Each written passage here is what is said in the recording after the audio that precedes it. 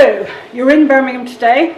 We're actually quite a large city. We have 1.1 million residents. 46% of them are under the age of 30. We're the most diverse core city. We expect the number of people living in the city to increase by another 170,000 by 2031. We have an unemployment rate of 6.3%, which is about 4% above the national average. We take, and all of these things influenced how we design the web. And you can, if you start to think about the changes in age group, the changes in diversity, the changes in economic advantage in the city, it really makes it quite complex when you think about what you're delivering for your city. We have a centralised contact centre which takes approximately just over 1 million telephone calls every year from people and businesses in Birmingham. And we get 48 million page views per year on our website.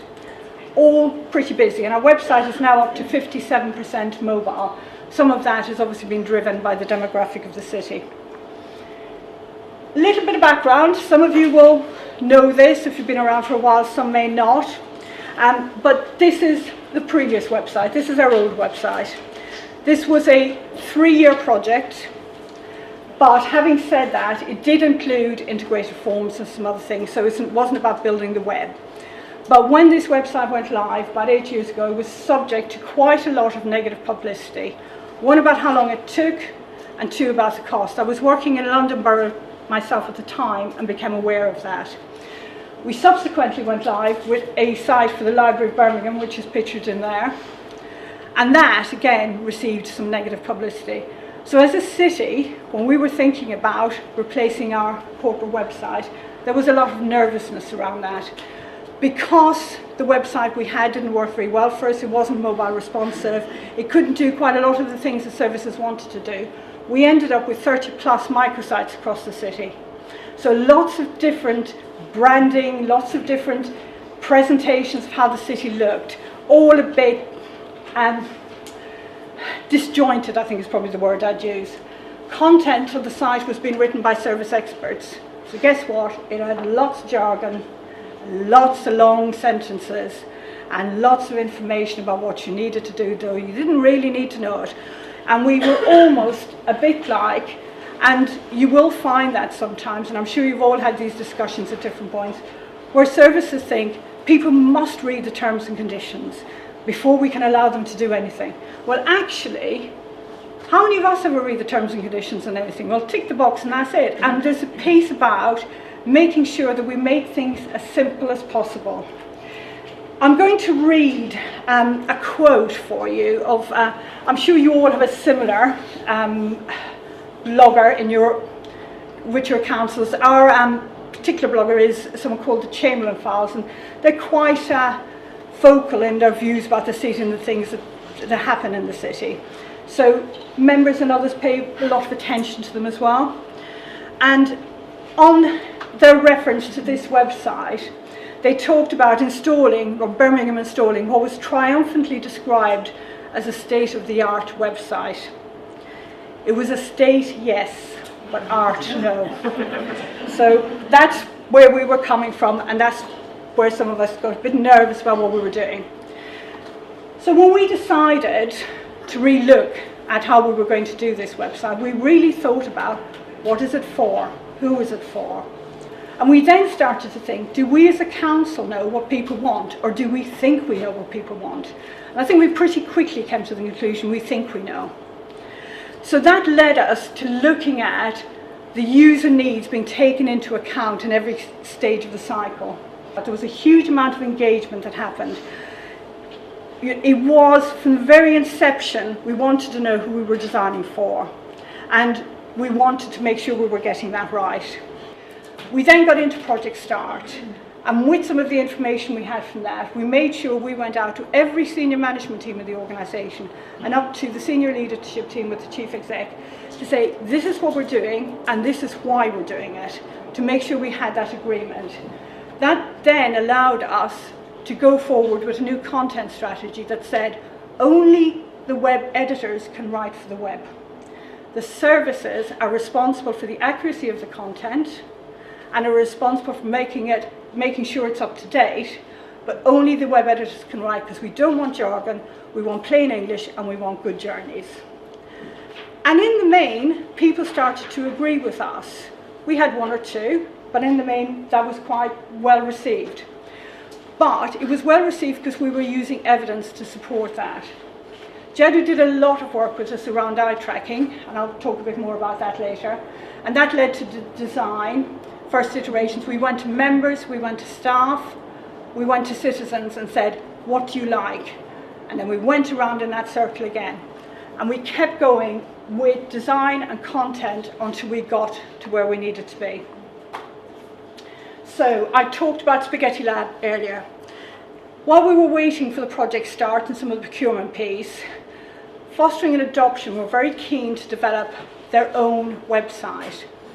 And they felt that they needed it in order to compete with the agencies out there who offer fostering arrangements.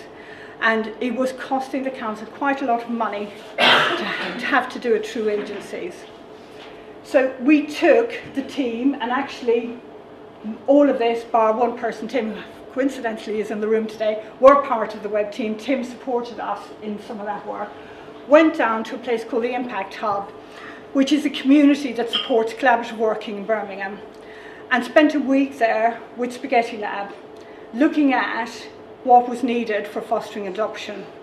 Now, this was a really useful background for the team because it started getting them thinking from the perspective of the user. And the web team responded very well to this. And again, we've got members of the web team in these pictures here. This is the web team out at the Bull Ring, in the centre of Birmingham, stopping people on the street to ask them, if you were to foster from Birmingham City Council, what's the information that you would need? What would you want to see on a website that would encourage you to do that? They went out and they talked to foster families. They went out to the networking group of foster parents. So there was a huge amount of, we got people while they were doing their shopping to ask them what they would want. And we even managed to get some people to say, well, actually I was interested, but I wasn't doing anything too much about it. And it was really helped them to understand the importance of engagement and to understand what users require. And some of that is about some of collaboration, being able to get easy access to information. And it's also one of the things when we started thinking about engagement, it wasn't just about the customer, it was also about how we engage with the services. We started the project in February of 2016, and one of the first activities we did was eye tracking, and this is actually some members of our citizens panel who come in every so often and talk to us about how we're delivering stuff and critique it. And they engaged with this and did the eye tracking. We also did it with members of staff and other people across the council. And we then used that information. What colours were people being drawn to? What button sizes? What text? Was it filled boxes, outlined boxes? And the heat map started to tell us what people were being drawn to. And we then came back with 2 designs out of that. So this is the first of the designs, and this is the second. So from those designs, we went out, we consulted with the citizens again, we consulted with the members, and we got some staff involved as well, but predominantly citizens. And what we ended up with is the bottom of that, because people like the carousel, and the top of that. And if you look at our homepage, that's more or less what it is, with some tweaks. The things like the icons went down very well. We have over 140 languages spoken in Birmingham, and the reading age is quite low. So being able to use icons to help people navigate the site was something that we felt was quite useful. We then started to get really technical. So we went out to what's called the marketplace, and this is members and officers. So you'll see in here, we actually had paper mock-ups of what a mobile version of the site was going to start looking like. We had one screen that showed a version of the homepage. But we got people to start describing journeys. So we said, if we're moving home, what would you need to know? If you were getting married, what would you need to know? Making it topic driven, not service driven. And that's unless you have it centralised, unless you really think about your journeys, that's quite difficult to do. We went back out once we'd done that and asked the same questions of our citizens. So we went out to community centres. Any place people were willing to have us, we were willing to go. It was the web team who went out because it was the web team who needed to understand that and who needed to be able to feed that back when they were getting challenged from services. So we got to the stage, much of our content is done. We now need to start thinking about the journey, because we worked with the services while we were doing all of this to rewrite the content, to rewrite it in plain English, to take out a lot of the unnecessary information. And we then started to think about the journey. And again, we got a bit technical about it. We used flip chart papers and post-its. But what it meant was the team were able to design journeys, move them around, and then think about where they wanted things to be. We then took that, and on the same day, because it's the same room, we went and built it, because we had the content, and then was revisited, taken out to citizens to understand. We got citizens to do a lot of searches. We described them. We just said, search for. We didn't tell them the words. We asked them to use their own words. So again, that gave us some intelligence about how people were searching, what words they were using, when they couldn't find stuff, when they thought it was too many clicks through. And all of this helped us to remove what I would describe as the vanity pages. And that was the pages that described how difficult it is to deliver this service, as opposed to what somebody needs to know. Because the customers don't really care how difficult it is. They either want you to do it or not do it, and tell them whether you're going to do it or not do it. That's all they care about. And again, going back with citizen feedback really helped us do that. It wasn't about what we thought, it's about what the users of the website, the people we're aiming for, thought. I know you've seen this before, for those of you who've been observing, because I have had this slide up already, but I just want to put this up here to show that this was the iterative journey. We went round and round with this to make sure we were getting it right. So, just to bring the point home again, a final one of our citizen engagement and eye tracking. I'm sure some of you are saying, it's all very well, it's all very lovely, but we don't have the time and we don't have the resources, and it's going to take forever. Actually, it doesn't. Doing this will really help in getting your design right early on and really help you to speed things up, because you've done a lot of that thinking in advance. Honestly, it does pay off. So, going back to that slide on the timeline, our project start meeting was on the 2nd of February. We went live with a site in August of the same year. We debated whether we'd go in August, because August being silly season when it comes to news, and Birmingham not having a good track record about going live with websites, we thought, but we really needed to go live because we had some key information on there for children's.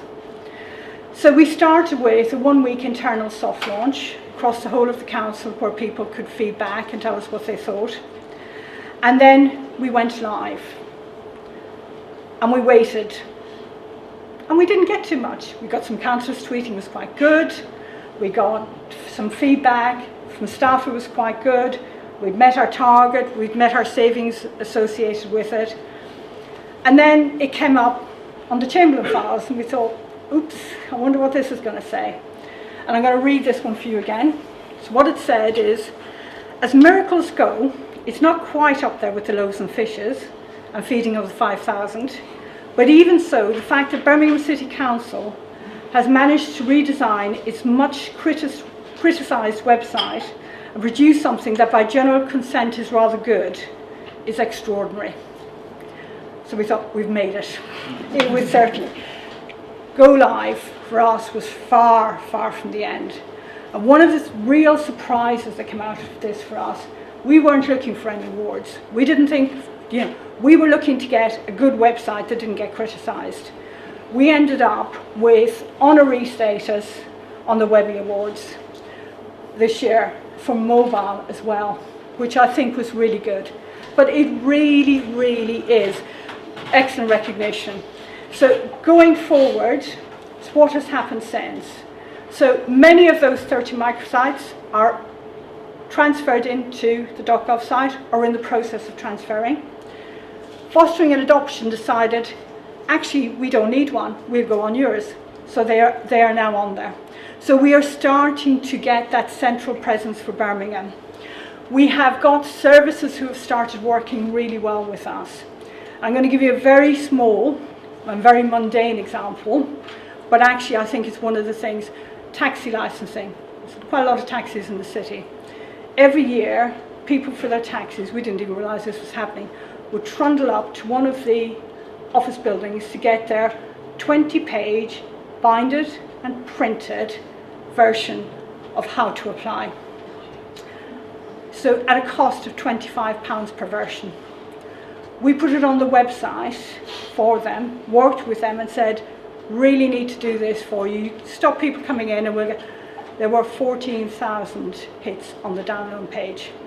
Now, I'm not saying a lot of them weren't repeats, but there was significant savings for the service and a really, really positive message that started to go out about people starting to think, oh, this website thing can support me in doing things better and achieving. And that's what we're looking at now going forward. So we need to look at, those million calls that are coming in. We need a lot less than 1 million. We can't afford 1 million calls anymore. So we need to think about how we use that website to reduce those calls, to get that information, get the contact centre staff working very closely with the web team to reduce that. I would say to you, if you want to do this, you don't need to rebuild your website. You just need to pick one customer journey, revise and rebuild that, see what it does to your calls, see what it does to the journey, and learn from it. Because actually it's really good to do. So thank you.